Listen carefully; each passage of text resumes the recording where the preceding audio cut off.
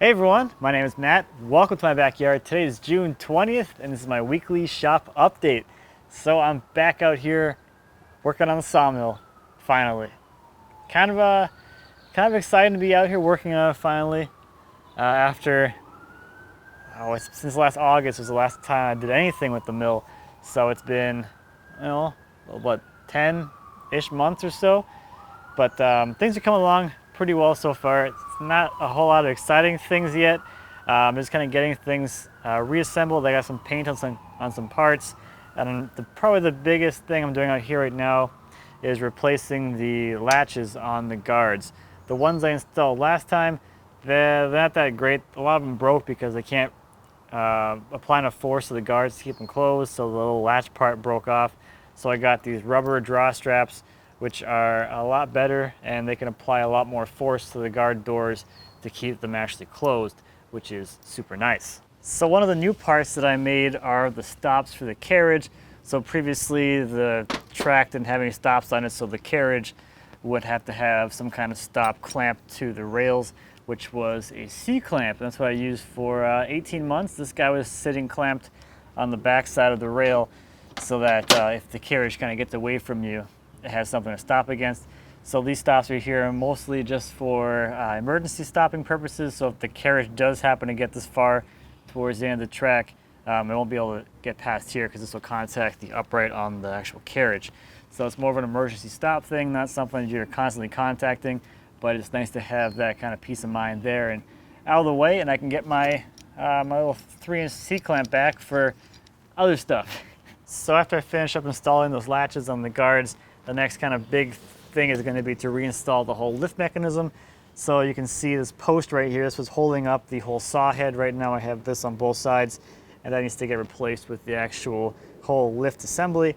And that's going to be, it's going to be a decently sized job, I guess, because that's going to lead to the majority of the work that I still have to do, which is the whole linking mechanism up at the top of the whole carriage. So that's about the highlights for the mill this week. It's not, like I said, it's not super exciting, but things are progressing. It's a lot of like little pieces here and there because a lot of things still need paint. So even the things I did fabricate or the things I need to reassemble didn't have paint on them yet, so I was painting them last week too, like the bearing holders at the bottom of the lift. These got painted last week, so that's a few days there, just waiting for paint to dry.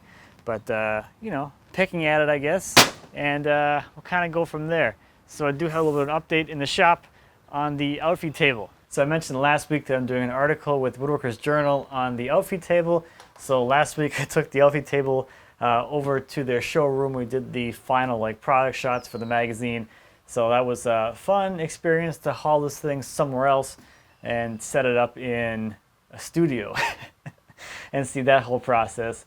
The other thing that I did last week for the outfeed table was make an alternative top. So I have one here made out of plywood, 2 sheets of plywood laminated together. So that's kind of like your, I don't know, every man's alternative to a slab top for the magazine as well. And then I also made a door which goes over the cavity there in case someone wants to make this and doesn't have a jointer chilling right there, which wouldn't allow you to open a door. So I have this nice door made out of some extra pieces of box elder and a couple scraps of the plywood I used for the rest of the case. I happen to do a 2-panel door because I didn't have any scraps wide enough, but I think that leads to a pretty nice little look. So I'm pretty excited about this whole situation over here. So now it's back here permanently. I've had some time to start putting some stuff in it. And one thing I'm doing a little differently that I thought I'd mention is whenever I like have projects coming up, I tend to like buy things in advance, and then what always happens is those things that I bought, I have no idea where I put them. So I have a drawer now that's dedicated to just parts for upcoming projects. So if I buy hardware or anything, like anything for the sawmill especially, that just goes in this drawer. So I know that when I get ready to do that project or work on that thing, I just go to this drawer and those things that I need are right in here. So I got a lot of questions on the brass hammers and like why the handle's so short and stubby. So the idea with these things is they're made for like things where you don't need a whole lot of swing to them. So if you're sitting here chopping dovetails, you have a chisel, you're just doing some fine detail work. You don't need a big mallet to be smacking on these things. And if you do a lot of dovetailing with a full-size joiner's mallet like this, you can kind of get fatigue in your wrist because you have all this weight hanging off the end of your wrist as you're swinging and tapping. You might find yourself choking up all the way, which is what I typically do if I'm using one of these, is I'm choked up all the way like this anyway, tapping on my chisels like that. So with the brass mallets like this, the handle fits into the palm of your hand and your fingers actually hold the top, and that allows you to just, tap on whatever you need to because you don't need a whole lot of force to, clean up a dovetail. So you can imagine if you're sitting here for a few hours, chopping dovetails, having this thing really close to your wrist and right in the palm of your hand is really effective.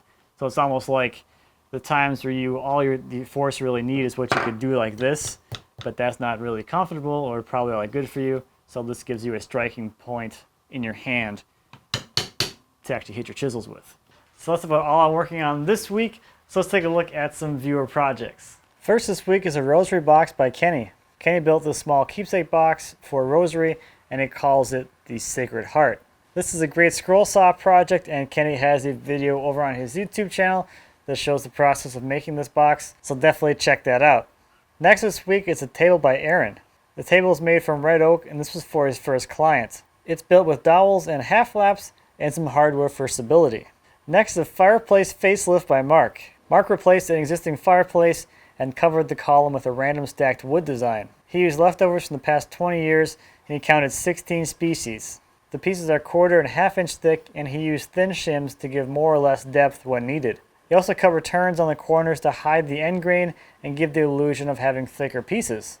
Last this week is a side table by Jack. Jack says, as most of your viewer projects seem to be from North America, here's something in a different style and origin. This side table was made in Denmark from European white birch.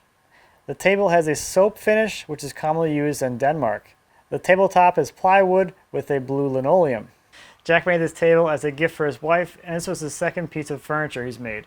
So I just want to say a big thank you to everyone for your support on the Sawmill plans. These things are really well received, and I think there's going to be a lot of these floating around the world, which I'm excited for. I'm always happy to see more logs turned into something other than compost, I guess. But that's about all for me this week. Thank you as always for watching. I greatly appreciate it. If you have any questions or comments about anything I talked about today, anything here in my shop or out in the Sawmill, please feel free to leave me a comment. I'll be happy to answer any questions you might have. And until next time, happy woodworking.